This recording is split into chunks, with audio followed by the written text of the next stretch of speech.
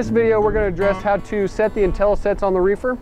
And first thing you're going to do is not ever touch the toggle switch. There's a button down below we're going to push. You'll always leave that in the on position. So we're going to push that. Now that it's booted up, friendly reminder, we don't want to ever push the toggle button on or off. We want to always use the Star Trek button down below. A few things we're going to talk about right now is the display on the reefer.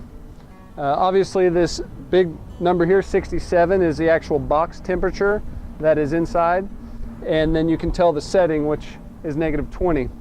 So don't get those confused. But as you can see, there's an active alarm. It's a red flashing button. That's just for demonstration purposes because we've shut off the reefer on the starter.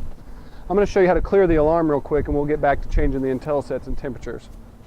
In order to get to the alarm list and see what is being faulted, you'll want to push the alarm button, and it'll display any alarms you have.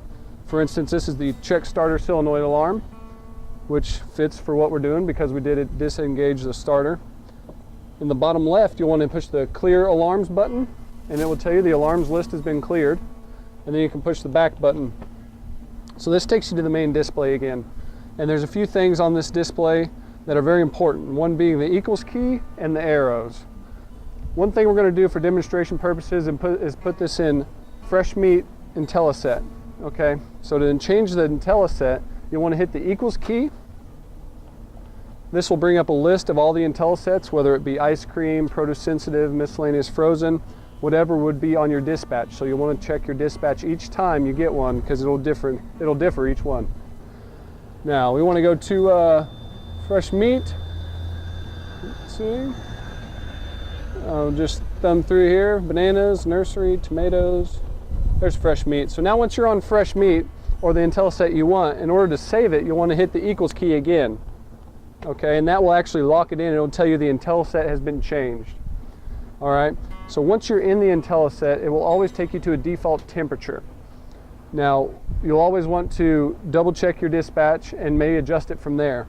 Now, once you get it set to fresh meat, you'll also want to change the temperature according to your dispatch.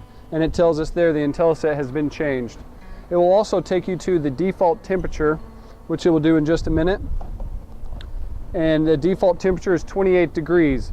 Now our dispatch says 29 degrees, for example. We'll want to take this and change the temperature. In order to change the temperature, all we do is push the arrow key first.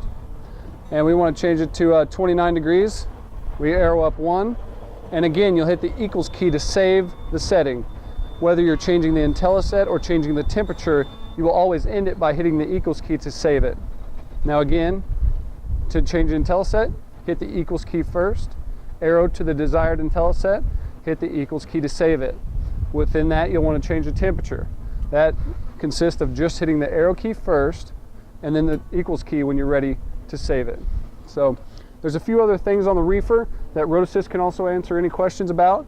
There's a start stop button that is also depending on your dispatch, whether the reefer needs to be on start stop, or a defrost button if you need to do manual back-to-back defrost if you're having issues, and some other things within the menu on that. But the most important is the IntelliSet and temperature. That's enough to get you started. And also don't forget, you can always send a Macro 21 to RotoSys if you have any questions. Now that we've talked about the reefer, IntelliSet, and temperature settings, I'm going to talk to you a little bit more about the trailers. Prime has some of the newest equipment out there on the road, equipped with some of the latest technology in order to save you money, such as the trailer tails, trailer skirts, and even the Tire Max system. So let's go back and take a look. Now we're going to talk about the trailer skirts. You're going to see these on all of Prime's trailers. Reason why, they can get you up to 8 or even more % in fuel efficiency. Now let's talk about the Tire Max system. Now we're back here at the Tire Max system. You're going to see these on all the wheels of the trailers in our fleet.